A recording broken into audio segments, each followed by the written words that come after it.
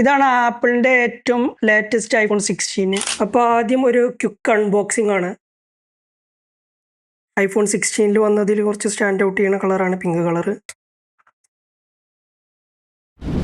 അപ്പോൾ ഞാൻ അതിൻ്റെ ഇനീഷ്യൽ സെറ്റപ്പ് കംപ്ലീറ്റ് ചെയ്തിട്ടുണ്ട്. പിന്നെ ബോക്സിൽ ഒരു braided type C to type C USB cable, SIM ejection tool. MKBHയുടെ വീഡിയോയിൽ സിം എജക്ഷൻ ടൂൾ ഇല്ല എന്ന് പറയുന്നത് കണ്ടു, പക്ഷേ നമുക്കിവിടെ കിട്ടിയിട്ടുണ്ട്. ഈ അമേരിക്കയിൽ ഇല്ലാണ്ടാവും. പിന്നെ ഓവൽ ഷേപ്പിലുള്ള ഒരു യൂസർ ഗൈഡ്.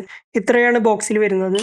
കൂടെ ഞാൻ ആപ്പിളിന്റെ ഒറിജിനൽ 20 വാട്ട് പവർ അഡാപ്റ്ററും വാങ്ങിയിട്ടുണ്ട്. പിന്നെ ഫോണിന്റെ ഡിസൈനിലേക്ക് വരുമ്പോൾ കാര്യമായിട്ട് മാറ്റം കൊണ്ടുവന്നിരിക്കുന്നത് ക്യാമറ മൊഡ്യൂളിലാണ്. സ്പെഷ്യൽ വീഡിയോ റെക്കോർഡിങ്ങിന് വേണ്ടിയിട്ടാണ് അവർ ഈ വെർട്ടിക്കൽ ഒരേ ലൈനിൽ ക്യാമറ പ്ലേസ് ചെയ്തിട്ടുള്ളത്. റൈറ്റ് സൈഡിലേക്ക് വരുമ്പോൾ as usual on off button, അവർ പുതുതായിട്ട് കൊണ്ടുവന്ന ക്യാമറ ബട്ടൺ. ലെഫ്റ്റ് സൈഡിൽ volume button, silent button, SIM tray. താഴെ type C USB port, speaker hole. USB port 3.2 കൊണ്ടുവന്നിട്ടില്ല, ഇപ്പോഴും USB 2 തന്നെയാണ്. പ്രോ സീരീസിൽ 3.2 USB പോർട്ട് വരുന്നുണ്ട്.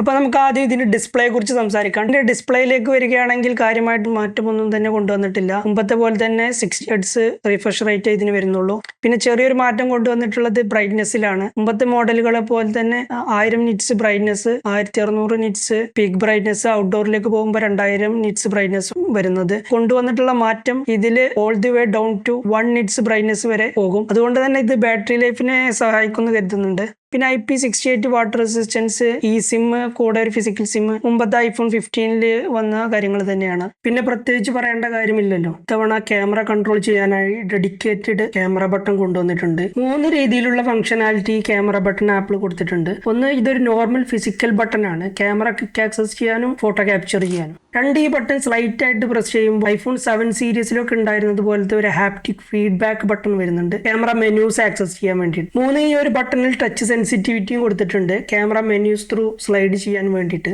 ഈ ബട്ടൺ സ്ലൈറ്റ്ലി കസ്റ്റമൈസബിൾ ആണ്. ക്യാമറ ബട്ടണും കളർ ട്യൂൺ കൺട്രോൾ ചെയ്യാനുള്ള ഒരു ഡയൽ പാഡ് മാറ്റി നിർത്തിയാൽ ക്യാമറയുടെ കാര്യത്തിൽ ലിറ്ററലി യാതൊരു മാറ്റവും തന്നെ കൊണ്ടുവന്നിട്ടില്ലെന്ന് പറയാം. എനിവേ, കുറച്ച് ക്യാമറ സാമ്പിൾസ് ഞാൻ കാണിക്കാം.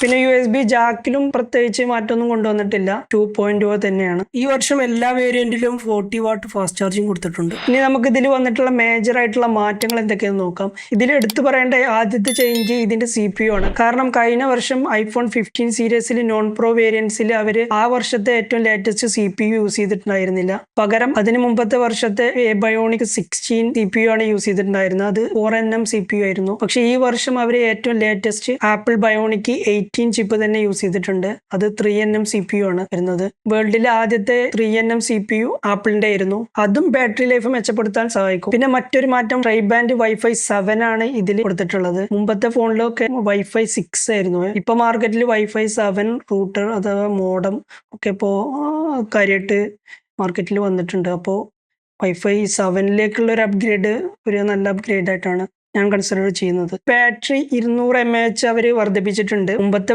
വർഷത്തെ ഫോണിനെ കമ്പയർ ചെയ്ത് നോക്കുമ്പോൾ ആപ്പിൾ അവകാശപ്പെടുന്ന iPhone 15നേക്കാളും 2 മണിക്കൂർ അധികം ബാറ്ററി ലൈഫ് കിട്ടും എന്നാണ് പറയുന്നത്. പിന്നെ ഇപ്പോഴത്തെ ട്രെൻഡിങ് ആയിട്ടുള്ള ആപ്പിൾ ഇന്റലിജൻസിന്റെ ഒരുപാട് ഫീച്ചേഴ്സ് ഇൻട്രൊഡ്യൂസ് ചെയ്തിട്ടുണ്ട്. പക്ഷെ അതൊന്നും ഈ ഒരു ഫോണിൽ ഔട്ട് ഓഫ് ദി ബോക്സ് ലഭ്യമല്ല. അവർ ഭാവിയിൽ അത് സോഫ്റ്റ്വെയർ അപ്ഡേറ്റ് ആയിട്ട് നൽകും എന്നാണ് പറയുന്നത്. അപ്പൊ ഇത്രയും കാര്യങ്ങളാണ് ഈ ഒരു ഫോണിനെ കുറിച്ച് പറയാനുള്ളത്. അപ്പൊ ഇതൊരു ഗുഡ് അപ്ഗ്രേഡ് ആണോ എന്ന് ചോദിച്ചു കഴിഞ്ഞാൽ എൻ്റെ അഭിപ്രായത്തിൽ ഇപ്പോൾ iPhone 12 സീരീസ് ഒക്കെ കയ്യിലുള്ള ഒരാളെ സംബന്ധിച്ചിടത്തോളം ഈ ഒരു അപ്ഗ്രേഡ് സ്കിപ്പ് ചെയ്യാവുന്നതാണ്. വീഡിയോയുടെ അവസാനം ചാനൽ സബ്സ്ക്രൈബ് ചെയ്യുമെന്ന് പറയാൻ മറന്നു ഗൈസ്. ഓൾറെഡി 500 സബ്സ്ക്രൈബേഴ്സ് ആയിട്ടുണ്ട്. അപ്പോൾ 2 ദിവസം കൊണ്ട് 1 മില്യൺ അടിക്കണം എന്നാണ് എൻ്റെ ഒരു ആഗ്രഹം. അപ്പോൾ എല്ലാവരും ചാനൽ സബ്സ്ക്രൈബ് ചെയ്യുക, വീഡിയോ ലൈക്ക് ചെയ്യുക, നിങ്ങൾക്ക് പറ്റുമെങ്കിൽ ഷെയർ ചെയ്യുക പ്ലീസ്.